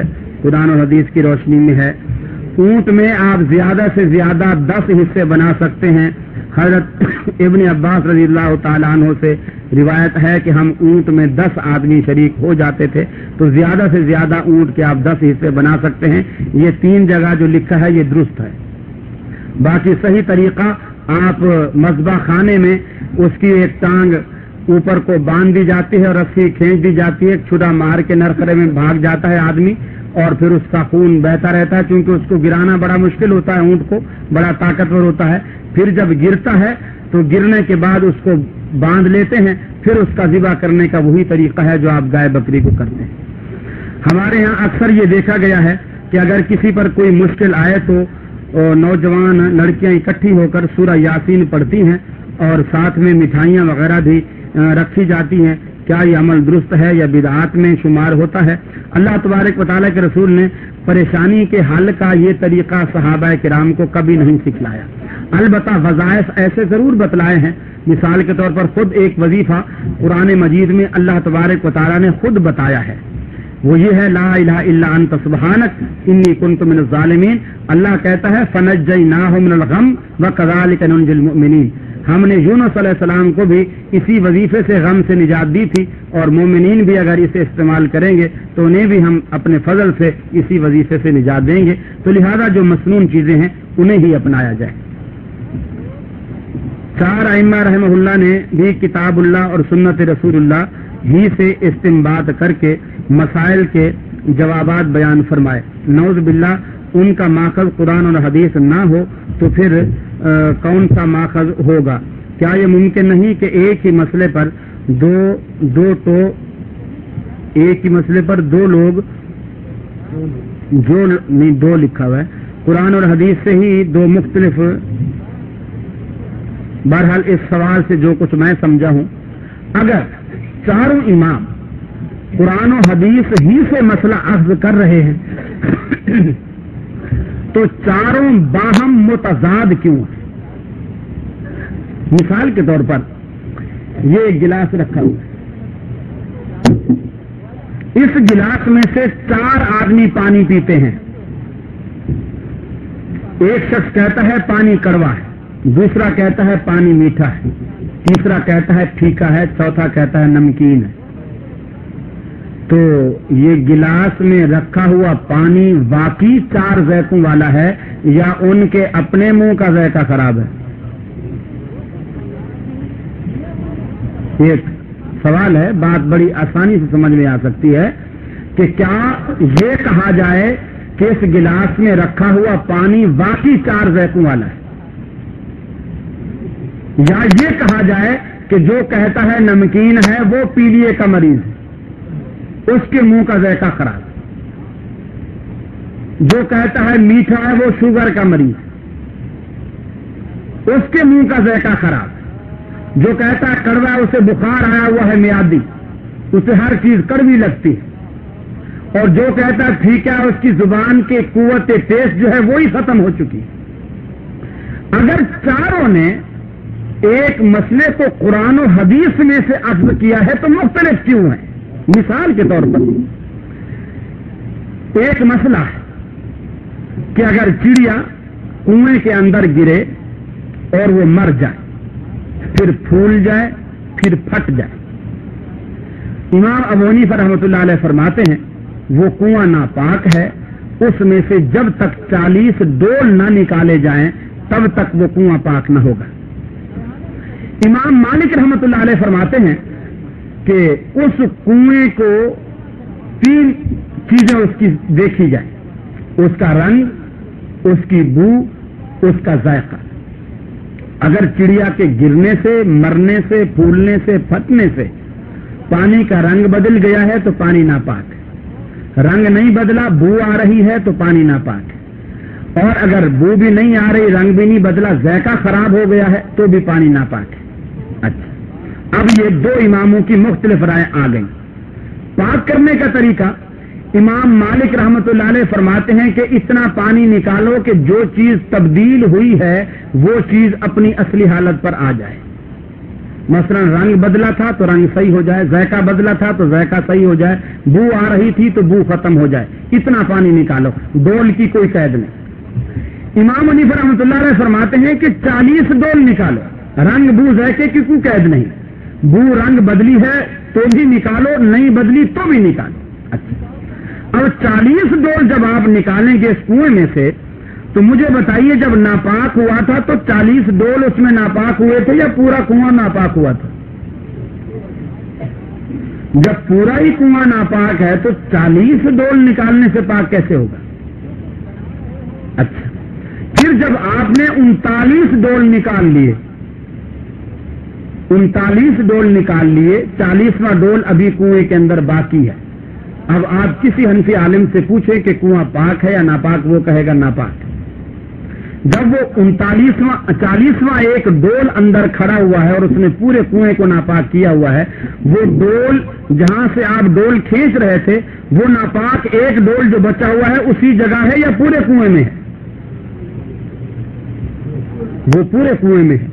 اب آپ نکالیں گے ایک جگہ سے تو اس آخری ڈول کے نکلتے ہی پورا کنواں کیسے پاک ہو جائے گا؟ عقل کی بات. اب اس چڑیا کے مرنے کے بعد اگر 40 ڈول نہیں نکالے گئے اور اس کا رنگ بو ذائقہ بھی نہیں بدلا، اس سے کوئی آدمی پانی پیتا ہے، امام مالک کے نزدیک حلال پی رہا ہے، امام حنیفہ رحمۃ اللہ علیہ کے نزدیک حرام پی رہا ہے، ہم کہیں دونوں ٹھیک ہے. یہ تو ایسی بات ہے کوئی شخص سڑک پہ بیٹھا ہو، ایک شخص اس کو گالی دے کے کہے کہ یہ اپنے باپ کا نہیں، وہ کہے تو ٹھیک کہتا ہے، اور دوسرا آ کے کہے نہیں یہ بالکل حلالی ہے، وہ کہے تو ٹھیک کہتا ہے، یہ دونوں ٹھیک ہوں گے؟ دو وکیل ایک جج کے سامنے جھگڑتے ہیں، صاحب یہ قاتل ہے، دوسرا وکیل کہتا ہے صاحب میں قسم کھانے کو تیار ہوں یہ قاتل نہیں، جج کہے جاؤ تم دونوں ہی ٹھیک۔ اس بے وقوف کو جج کون بنائے گا؟ میرے بھائیو، جب تضاد اس حد تک ہو، حلال اور حرام کی حد تک تضاد ہو، جائز اور ناجائز کی حد تک تضاد ہو، حلت و حرمت کی حد تک تضاد ہو، پھر ہم کیسے کہیں؟ ہاں یہ ضرور ہے، چاروں امام اللہ انہیں غری کی رحمت فرمائے، ہم ان پر قطعاً تان نہیں کرتے اور نہ ہمیں اس کی جرت ہے، نہ ہم اس کی جسارت کبھی کرتے، بلکہ امام حنیفہ رحمۃ اللہ علیہ خود فرماتے ہیں اترکوا قولی بقول رسول اللہ صلی اللہ علیہ وسلم، میری بات کو اس وقت رد کر دو جب تم اللہ کے رسول کے مقابلے میں دیکھو۔ اب جو رد نہیں کرتا مجرم وہ ہے، امام نہیں۔ پھر امام صاحب فرماتے ہیں اذا صح الحدیث فہو مذہبی، جب صحیح حدیث مل جائے تو وہی میرا مذہب ہے۔ اب جو صحیح حدیث کے ہوتے ہوئے اس حدیث کو نہیں مانے گا وہ اپنے امام کے مذہب کے خلاف کرے گا۔ ہم تو احترام کرتے ہیں، بلکہ امام صاحب رحمۃ اللہ علیہ کا تقویٰ اس حد تک تھا، جب ہارون رشید کے دور میں انہیں کہا گیا کہ تم قاضی القضات کا عہدہ سنبھالو، کہنے لگے نہیں، اللہ کے رسول نے فرمایا ہے جس کو قاضی بنایا گیا اس کو گویا بے دھار کی چھری کے ساتھ، کمب چھری کے ساتھ ذبح کر دیا گیا، میں یہ اذیت نہیں چاہتا۔ انہوں نے جیل میں ڈال دیا، حتیٰ کہ جیل میں وفات پالی لیکن قضات کا عہدہ نہیں سنبھالا۔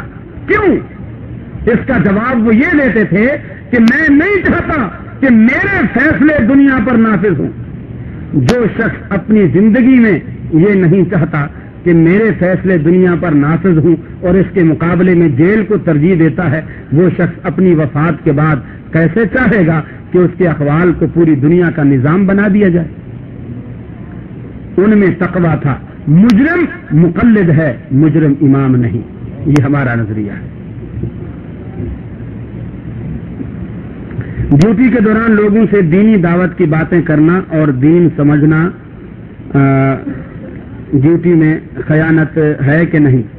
اگر تو آپ کی دین کی باتیں کرنے سے آپ کی ڈیوٹی کا کام رک جاتا ہے، بعض کام ایسے ہوتے ہیں کہ آپ اس کام کو بھی کرتے رہتے ہیں اور بات بھی کر سکتے ہیں، اس میں تو کوئی مذائقہ نہیں، یا اس میں بھی کوئی مذائقہ نہیں جہاں آپ کے باس نے، آپ کے جس کے ہاں آپ ڈیوٹی کرتے ہیں، کمپنی کے مالک نے آپ کو اجازت دے رکھی ہو، وہاں بھی کوئی مذائقہ نہیں۔ اور اگر اس کی اجازت نہیں ہے لیکن دین کا کام کرنے سے یا دین کی بات کرنے سے آپ کا وہ کام رکتا نہیں تو کوئی حرج نہیں، اور اگر وہ کام رکتا ہے تو پھر حرج ہے، پھر آپ خائن کہلائیں گے۔ السلام علیکم،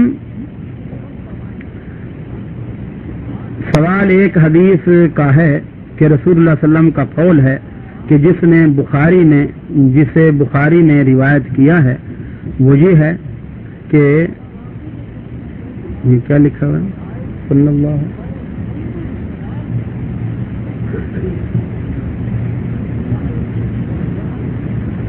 یہ کسی نے ذرا عجیب طریقے سے عربی لکھی ہے، مجھ جیسا کم علم آدمی اتنی عمدہ عربی نہیں سمجھ سکتا۔ ہاں اچھا نساء، میں سمجھا۔ ہاں اس سے آپ کیا لینا چاہتے ہیں؟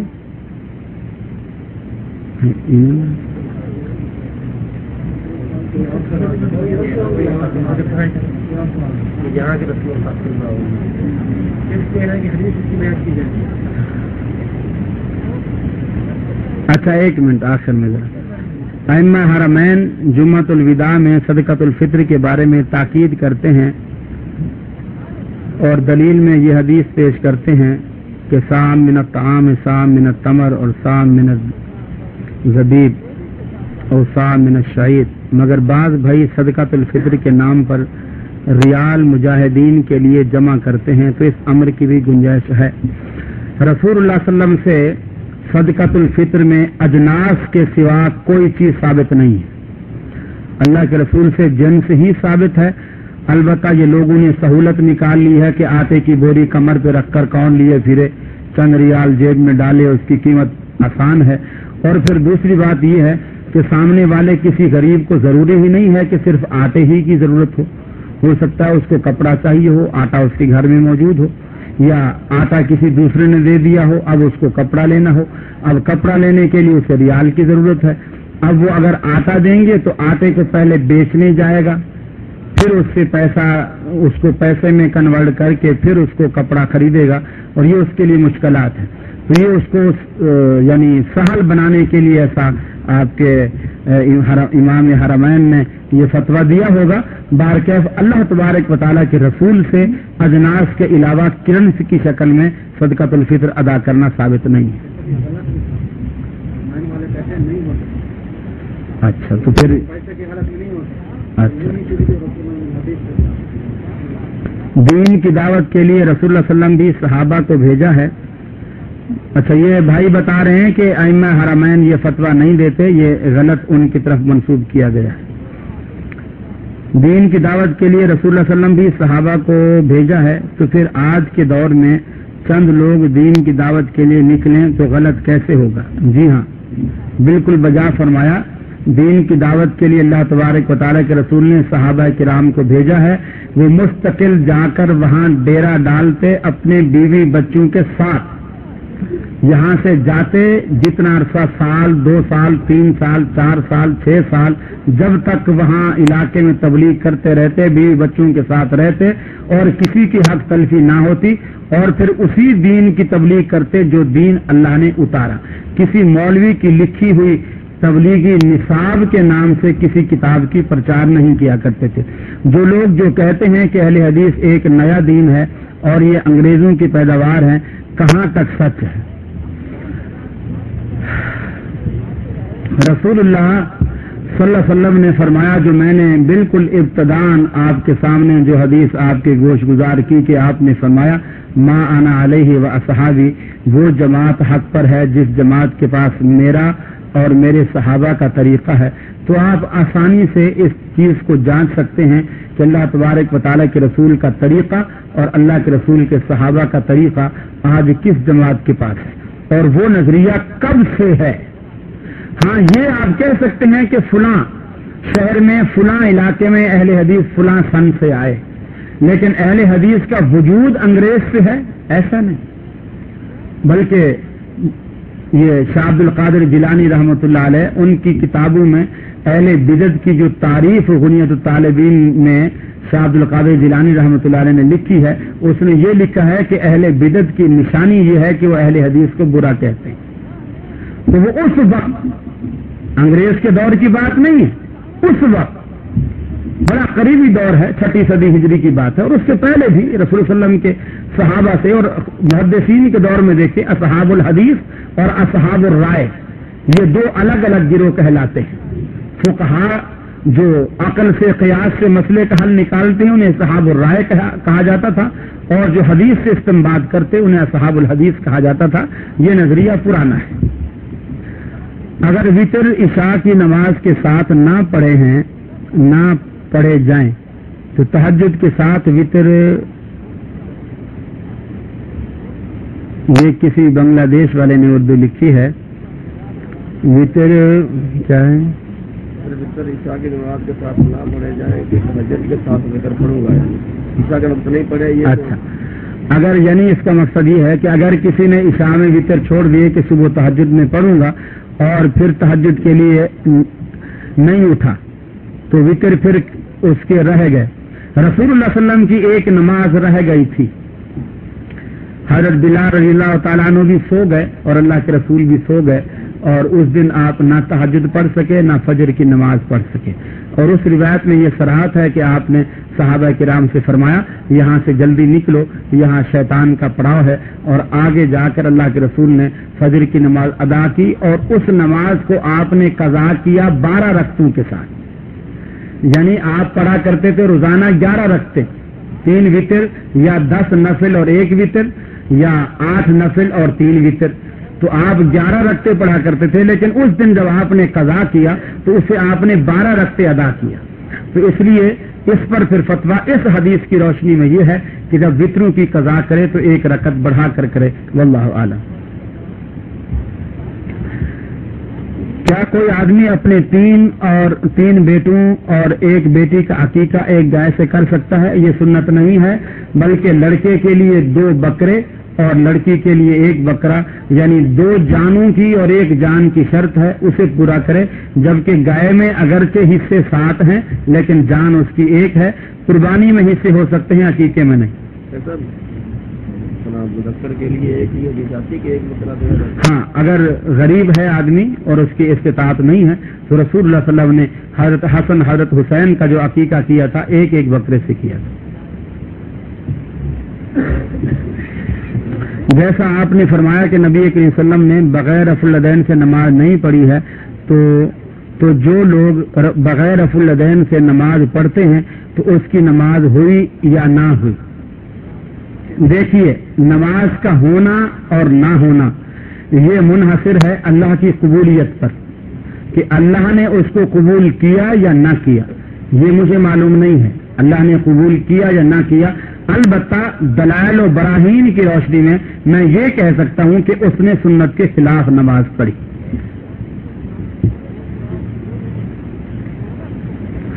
سنت کے مطابق تراویح 8 رکعت ہیں، تو دیوبندی کہتے ہیں کہ 20 رکعت پڑھنی چاہیے.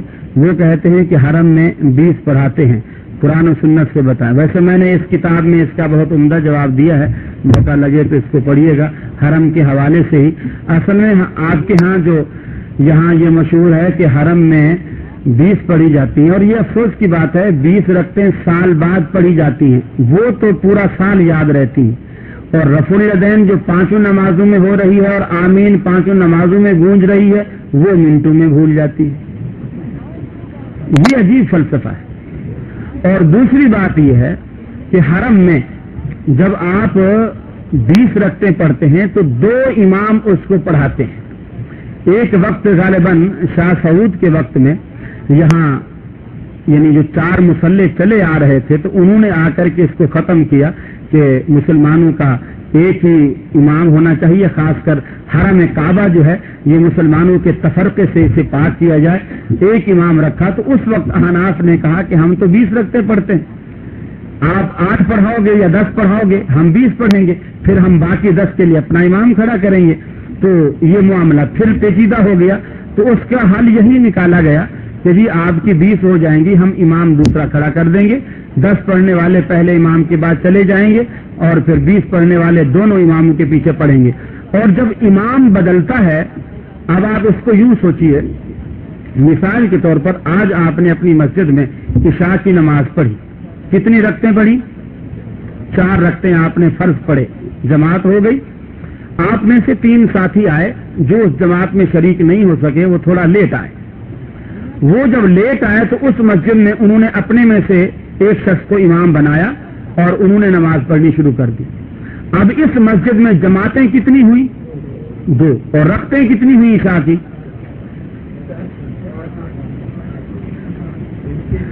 آپ کہیں گے کہ اس مسجد میں عشاء کی آج 8 رکعتیں پڑھائی گئی، کہیں گے؟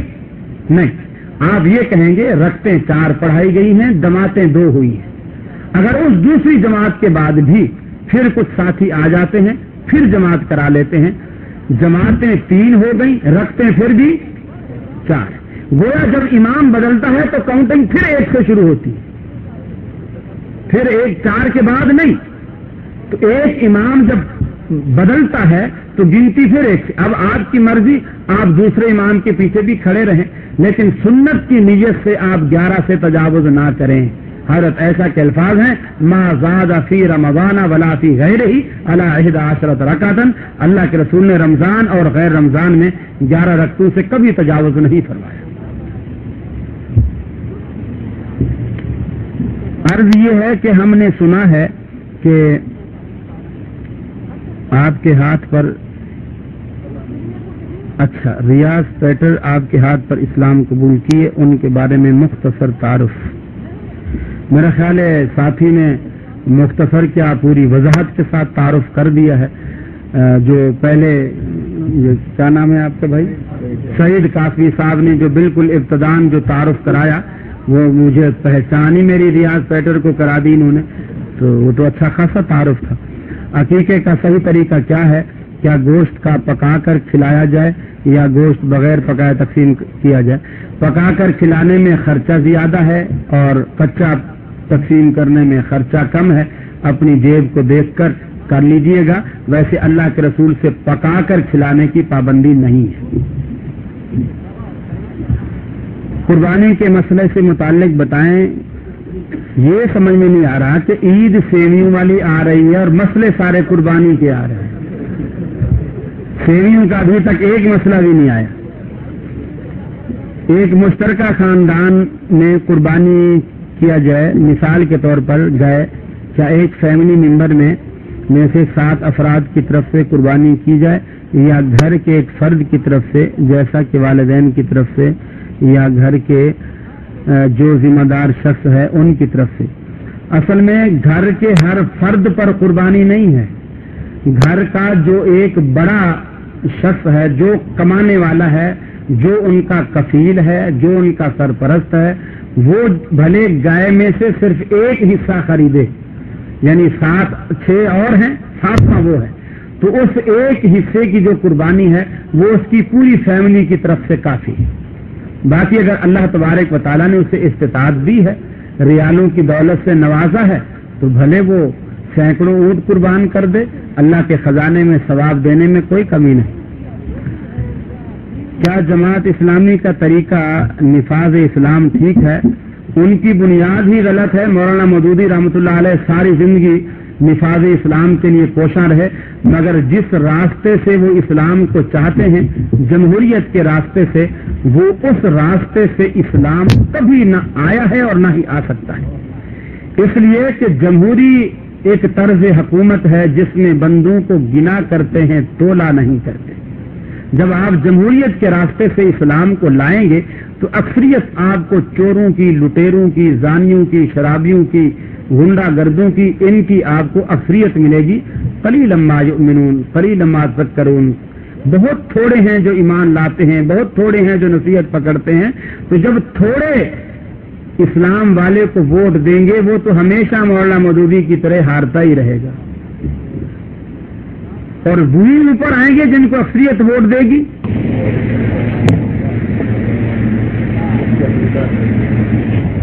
بڑا عرصہ ہوا کہ وہ کراچی سے پنجاب شفٹ ہو گئے ہیں. سنا ہے کہ پنجاب میں کچھ تقریریں اور دروس اور کانفرنسیں وہاں ہو رہی ہیں, اور کراچی سے تقریباً ان کے اسلام قبول کرنے کے بعد 3-4 مہینے تک تو وہ میرے رابطے میں رہے. اس کے بعد جب سے وہ پنجاب میں گئے ہیں اس وقت سے پھر میرا کوئی رابطہ نہیں ہوا, بلکہ خود سعودیہ سے, ریاض سے بھی میرے پاس فون بھی آئے ہیں, اور کچھ کراچی کے لوگ جو ریاض میں رہتے ہیں, ڈاکٹرز ہیں کچھ, وہ ابھی کچھ عرصہ ہوا وہاں کراچی میں آئے تھے, تو وہ خاص طور پر مجھے اس سلسلے میں ملے کہ جی ہم ریاض میں ان کا پروگرام رکھنا چاہتے ہیں, تو ہمیں ان کا نمبر دیجئے یا ملوا دیجئے, ہم ان کو اپنے خرچے پر ریاض میں لے جانا چاہتے ہیں. لیکن میرا اس سے کوئی رابطہ نہیں ہے. تو جب تک کراچی میں رہے, رابطے میں رہے, اب سے میرا پھر کوئی رابطہ نہیں ہے. واللہ اعلم. احرام میں سلائی والی چیز کو جسم پر اللہ نے منع فرمایا ہے, مگر ہم لوگ اپنے کاغذات رکھنے کے لیے یہاں بیلٹ استعمال کرتے ہیں جو کہ دھاگے کے ساتھ اس کی سلائی ہوئی ہوتی ہے. تفصیل سے بتائیں کہ اس کے باندھنے پر عمرہ میں خلل پڑتا ہے یا نہیں. پہلی بات تو یہ ہے کہ بیلٹ جو ہے وہ لباس میں نہیں آتی. دوسری بات یہ ہے کہ یہ ضروری ہے کہ جس طرح آپ کا پاسپورٹ ہے, اب یہاں اکثر شرطے آپ کو پکڑ بھی سکتے ہیں کہ جی آپ کے پاس جواز ہے, پاسپورٹ ہے, نہیں ہے, ویزے پہ آئے ہوئے ہیں, ایسے آئے ہوئے ہیں, کیا مسئلہ ہے. تو اس لیے وہ آپ کو رکھنا ضروری ہے. دیگر کاغذات بھی آپ کو رکھنے ہیں, اور کہیں آپ کو کھانے کی ضرورت, کہیں آپ کو پینے کی ضرورت, تو آپ نے پیسے بھی سنبھال کے رکھنے ہیں. تو اس لیے بیلٹ لگا لینا ایک وقت کی ضرورت ہے, اور اس کے بغیر گزارا بھی نہیں ہے. ہاں اگر آپ یہ ساری چیزیں اس کے بغیر رکھ سکتے ہیں, اس کے کسی کپڑے میں لپیٹ کر, اور حفاظت کا اچھا انتظام ہو سکتا ہے, وہ اچھی بات ہے. ورنہ بیلٹ جو ہے یہ حفاظت کا اچھا ذریعہ ہے, اس سے عمرے میں یا حج میں انشاءاللہ کوئی خلل نہیں آئے گا.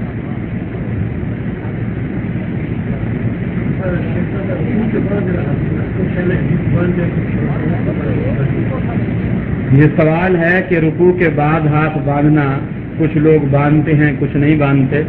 ویسے تفصیلی جواب میں کتاب لایا تھا، اس میں اس موضوع پر بھی تفصیلی مضمون ہے، آپ کو موقع ملے تو ضرور پڑھیے گا. تو ویسے میں مختصراً آپ کی گوش گزار کر دیتا ہوں.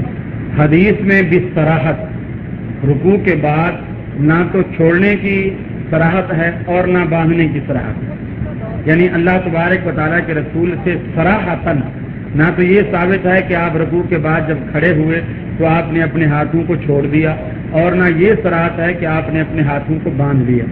البتہ جن لوگوں نے باندھنے کا مسئلہ نکالا ہے انہوں نے نسائی شریف کی ایک روایت سے جو عمومی روایت ہے اس سے استدلال کیا کہ اللہ کے رسول کے بارے میں آتا ہے کہ اذا قام فی الصلاۃ، آپ جب بھی نماز میں کھڑے ہوتے تھے وضع یدہ الیمنی علی یدہ الیسری، آپ اپنا دایاں ہاتھ بائیں پر رکھ لیتے تھے. تو رکوع کے بعد چونکہ کھڑا ہونا ہے اس لیے ہاتھ دایاں جو ہے وہ بائیں پر رکھ لیا جائے. لیکن اصطلاحی طور پر صحابہ کرام میں بھی لفظ قیام جو ہے وہ رکوع سے پہلے قیام کے لیے بولا جاتا تھا، اور اس کی صراحت بھی حدیث میں موجود ہے. صحابہ بیان کرتے ہیں کہ رسول اللہ صلی اللہ علیہ وسلم کی نماز کی ہر حالت برابر ہوتی تھی. یہ مسلم کی روایت ہے، ما خلل قیام والقعود، سوائے قعدے کے اور قیام کے. اب یہاں مطلق لفظ قیام استعمال کیا اور اس کے ساتھ قبل رکوع یا بعد رکوع کا لفظ استعمال نہیں کیا. اس کا مطلب یہ ہے کہ صحابہ کرام میں بھی لفظ قیام جب بولا جاتا تھا تو اس سے مراد قرات والا قیام ہی ہوتا تھا، اور یہی اصل اصطلاحی طور پر یہی ہے.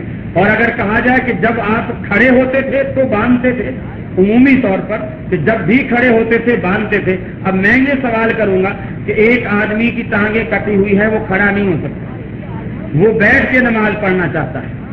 اب وہ ہاتھ باندھے چھوڑے کیا کرے؟ اس لیے کہ حدیث میں ہے جب آپ کھڑے ہوتے تھے تو باندھتے تھے. یہ تو نہیں ہے کہ جب آپ بیٹھتے تھے جب بھی باندھتے تھے. تو جب وہ سامنے والا لفظ پکڑے گا پھر ہم بھی لفظ پکڑیں گے، تو اس لیے اس کی کوئی دلیل نہیں. اب آپ پوچھیں گے کہ جب باندھنے کی کوئی دلیل نہیں تو پھر آپ نے چھوڑا کس دلیل کے ساتھ؟ تو چھوڑنا جو ہے یہ عمل نہیں ہے، باندھنا عمل ہے. دلیل عمل کے لیے چاہیے، بے عملی کے لیے دلیل نہیں چاہیے. یعنی چھوڑنے کی یہی دلیل ہے کہ باندھنے کی دلیل نہیں، یہی چھوڑنے کی دلیل کہ باندھنے کا حکم نہیں.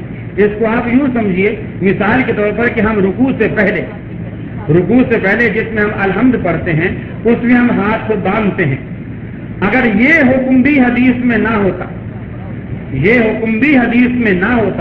یہ صراحت بھی نہ ہوتی کہ اللہ کے رسول نے رکوع سے پہلے ہاتھ باندھے، اور یہ بھی نہ ہوتا کہ اللہ کے رسول نے رکوع سے پہلے ہاتھ چھوڑتے، پھر آپ اپنی مرضی سے کیا کرتے؟ باندھتے یا چھوڑتے؟ اس لیے کہ پھر ہم یہی کہتے کہ باندھنے کا حکم نہیں ہے، ہم کیوں باندھیں؟ پھر آپ ہاتھوں کو ان کی اپنی حالت پر رکھتے. تو اسی طرح جب رکوع کے بعد باندھنے کا حکم نہیں ہے تو ہم چھوڑیں گے، اور چھوڑنے کی یہی دلیل ہے کہ باندھنے کی دلیل نہیں. جزاکم اللہ خیر. سامعین اکرام، ابھی آپ نے فضیلت شیخ قاری خلیل الرحمان حفظ اللہ کو سماعت فرمایا ہماری دعوت کے عنوان پر. ہندوستان ہمارے کی کیسے اور کتابیں حاصل کرنے کے لیے رابطہ فرمائیے. دارالکتب الاسلامیہ 419 اردو مارکیٹ، گلی Matia Mahal, Jama Masjid Delhi. Phone number 3269123. Jeddah میں رابطہ فرمائیے. فون نمبر نوٹ فرما لیجیے 054686317. والسلام علیکم ورحمۃ اللہ وبرکاتہ. اخوکم فی اللہ محمد عاقل. اس طرح کے مسئلے